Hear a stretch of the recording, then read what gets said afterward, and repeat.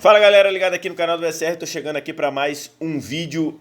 Vou analisar nesse vídeo aqui as finais dos campeonatos estaduais. Tô gravando na noite de domingo.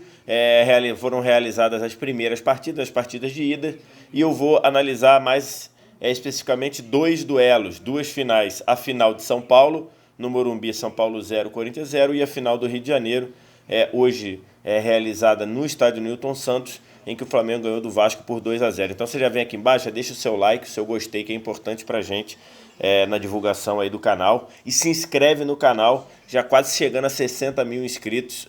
Mais uma vez agradeço demais aí a moral que vocês me dão. Vou começar falando de São Paulo. Em São Paulo a gente teve mais um 0-0 num jogo decisivo desse Campeonato Paulista, dessa reta final do Campeonato Paulista. São Paulo 0, Corinthians 0 no Morumbi. Foi um jogo muito equilibrado, né? Acho que essa final ela é marcada pelo equilíbrio, como foi marcado pelo equilíbrio o duelo entre Palmeiras e São Paulo. Como de certa forma, assim, no geral, a gente houve... não dá para dizer que foi equilíbrio, porque o Santos foi bem melhor que o Corinthians no segundo jogo, mas o Corinthians tinha sido melhor que o Santos no primeiro. Mas enfim, tem sido a tônica aí desse mata-mata do Campeonato Paulista, um equilíbrio. E a gente viu um equilíbrio do jogo do Morumbi. Se houvesse que ter um vencedor, acho que o vencedor seria o São Paulo. Acho que o São Paulo produziu mais. Foi um São Paulo que no primeiro tempo procurou muita mobilidade e velocidade, mas isso não fez com que o São Paulo conseguisse quebrar as linhas de um Corinthians muito bem plantado, muito bem compactado. O São Paulo teve até uma grande chance naquela cabeçada do Arboleda, que o Cássio fez uma defesaça, mas enfim o São Paulo foi melhor, um São Paulo que a gente viu tentar trabalhar mais a bola, tentar ter mais a bola. No primeiro tempo tentou até acelerar e ir mais para velocidade, mas o Corinthians acabou ficando mais um Corinthians mais conservador, um Corinthians se defendendo mais, como a gente tem visto acontecer. No segundo tempo, São Paulo mudou um pouco com a entrada do Hernanes. A gente viu um São Paulo trabalhando muito mais na bola, o Hernanes buscando muito mais articular a jogada para acionar os jogadores de lado, ou o Elinho, que entrou no lugar do Igor Gomes, ou depois o Nenê, e o time do São Paulo ainda conseguiu criar duas boas chances ali, mas de fato não conseguiu ter aquela imposição. A gente tem visto, eu tenho batido nessa tecla, o São Paulo que melhorou muito defensivamente. O trabalho do Wagner Mancini deu frutos, deu um bom legado aí, especialmente na parte defensiva, e no jogo do Morumbi não contou com o Lisieiro, né? Então que acabou machucado, entrou o Everton por dentro. Até o Cuca falava que já viu ele jogar assim no Flamengo, mas não é uma característica, não é um local onde o Everton funcione melhor, né? Jogando mais por dentro. O Lisieiro acabou fazendo falta. Vamos ver se o Lisieiro consegue se recuperar para o jogo de volta em Itaquera, se o Pablo também consegue, porque a solidez que o São Paulo tem atualmente defensivamente, ela é ao mesmo tempo impactada por uma carência ofensiva, porque o São Paulo está a 3 jogos sem fazer gols. 0-0 contra o Palmeiras no Morumbi, 0-0 com o Palmeiras no Allianz Parque e 0-0 hoje contra o Corinthians no Morumbi. Aliás, o Corinthians também está a 3 jogos sem fazer gol, né? Se contar o jogo da Copa do Brasil, o jogo do Santos, que perdeu e ganhou nos pênaltis, e hoje também 3 jogos sem fazer gol. Mas o Corinthians é o plano do jogo hoje do Corinthians. O Carille até falou sobre isso na entrevista coletiva, dizendo que o Corinthians hoje ele viveu algum período de instabilidade defensiva, mas que concorda que hoje melhorou um pouco defensivamente, né? Atualmente, nesse momento, melhorou um pouco defensivamente, mas ainda está tendo muita dificuldade para fazer gol. Segundo ele reputa isso, a quantidade de jogadores novos. O Corinthians, aí, números que o Carille apresentou hoje, né? São 36 jogadores trabalhando no elenco profissional. Desses 36, 23 chegaram para esse ano. De fato, são muitos jogadores novos, né, entre chegadas e saídas. Mas, enfim, acho que o Corinthians precisa mostrar mais. Vamos ver como o Corinthians vai ter, que atitude o Corinthians vai ter no jogo em Itaquera. A gente tem que lembrar, o Corinthians foi dominado pelo Santos. Todo mundo disse que a atuação do Corinthians contra o Santos foi assim, lamentável, foi muito ruim. O Carille falou sobre isso, o André Sanches falou sobre isso, mas o Carille disse, né, mas a gente tem que lembrar, o Corinthians foi bem contra o Santos na Arena Corinthians, né? Jogou bem. foi 2-1 e teve até a chance de aumentar. Então vamos ver qual vai ser a postura do Corinthians dentro da Arena Itaquera. Vale lembrar, o São Paulo também nunca venceu dentro de Itaquera. Também não precisa vencer. Se empatar, e o São Paulo já conseguiu empatar em Itaquera, se empatar o São Paulo pode ser campeão nos pênaltis. Mas se quiser ser campeão nos 90 minutos, o São Paulo vai ter que ganhar em Itaquera, coisa que ele ainda não fez. Resumindo, é isso. Acho que o São Paulo, se tivesse que ter um vencedor, seria o São Paulo. Foi melhor que o Corinthians, mas a tônica foi do equilíbrio. Rapidinho, falando dos lances polêmicos, para mim, não marcaria o pênalti do Ralf. Acho que o braço dele tá aqui, né? Então, não é um braço que está projetado. Não marcaria o pênalti do Ralf, como o árbitro e o VAR decidiram. E também não marcaria o pênalti do Henrique. Ainda tem a questão lá que o Wagner Love estava impedido e participou da jogada, segundo eles falaram, mas também não marcaria o pênalti, o puxão no último minuto no Henrique. Mas enfim, são lances discutíveis. Vamos para o jogo do Maracanã não. Vamos para o jogo do Nilton Santos, que foi entre Flamengo e Vasco. E a realidade hoje é que o elenco do Flamengo, ele é muito melhor do que todos os outros times do futebol carioca, inclusive os times grandes, inclusive os principais rivais. Isso é algo que você não tem como discordar. Hoje o elenco do Flamengo, o time reserva do Flamengo possivelmente seria titular do time do Vasco, do time do Botafogo, do time do Fluminense. Então essa é uma realidade do Campeonato Carioca.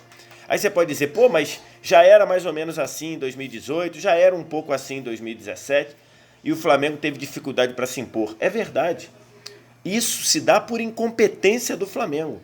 Porque em termos de comparação do Flamengo com os outros três rivais, que eu falei do equilíbrio em São Paulo, né? Esse equilíbrio em termos de elenco, em termos de forças, em termos de qualidade, não existe no Rio de Janeiro.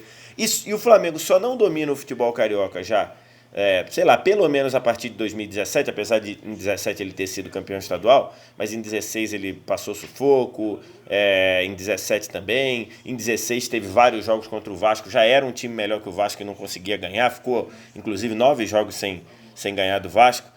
O Flamengo não conseguia esse domínio por incapacidade, por incompetência do Flamengo, dos jogadores, da diretoria, dos técnicos que lá passaram. E a verdade é a seguinte: hoje o Flamengo mostrou assim que basta ser pouca coisa competente para essa diferença prevalecer. Se você pegar o jogo do Flamengo contra o Vasco, foi um jogo em que o Flamengo teve todas as ações. O Vasco teve uma outra chance, o Marrone cabeceou uma bola na trave, o Maxi Lopes teve um chute lá, mas em momento algum o Vasco de fato conseguiu equilibrar o jogo com o Flamengo. O Flamengo a todo momento se impondo, a todo momento ganhando dividida, a todo momento ganhando por cima, ganhando por baixo, a todo momento tendo a bola para trabalhar no campo de ataque, muita movimentação ali da frente. No primeiro tempo até o Abel falou, e eu concordo plenamente com ele, que ele reclamou com os jogadores que o Flamengo no primeiro tempo tomou todas as decisões possíveis erradas. É verdade, tomou mesmo. Então, e no segundo tempo, quando passou a acertar essas decisões, passou a ganhar a bola aérea dentro da área, passou a ter um volume de jogo que construiu o 2-0, construiu o primeiro gol com o Bruno Henrique. O Bruno Henrique foi bem, jogando por dentro no segundo tempo. Depois conseguiu fazer o segundo gol. Entre o primeiro e o segundo gol, teve o gol pessimamente anulado do Bruno Henrique. Um gol que inadmissível ver o árbitro anular o gol do Flamengo, tendo VAR, tendo VAR, porque não tem como. A bola, depois que vai para dentro da área, o Erley, ele tenta tirar, a bola espana e a bola cai para o Bruno Henrique, que estava em posição de impedimento, ele manda para a rede. Estava claro que o jogador do Vasco tentou jogar, e quando o jogador tenta jogar, é um erro dele. Então não é uma bola que bateu nele aleatoriamente e foi para o jogador do Flamengo que estava em posição. Não, ele tentou jogar e errou, e o árbitro conseguiu anular o jogo. Então, enfim, o que o Flamengo fez no Nilton Santos foi finalmente conseguir ter uma atuação no nível da diferença hoje de qualidade do time do Flamengo para o Vasco e para os outros dois times cariocas, os dois outros times cariocas que estão na Série A, os outros dois times grandes cariocas, Porque só você pegar, o Flamengo se complicou para ganhar do Fluminense, para eliminar o Fluminense ao longo da... Chegou a perder lá na Taça Guanabara. Então, enfim, o Flamengo ele vem sendo incompetente para se impor contra os seus rivais de estado.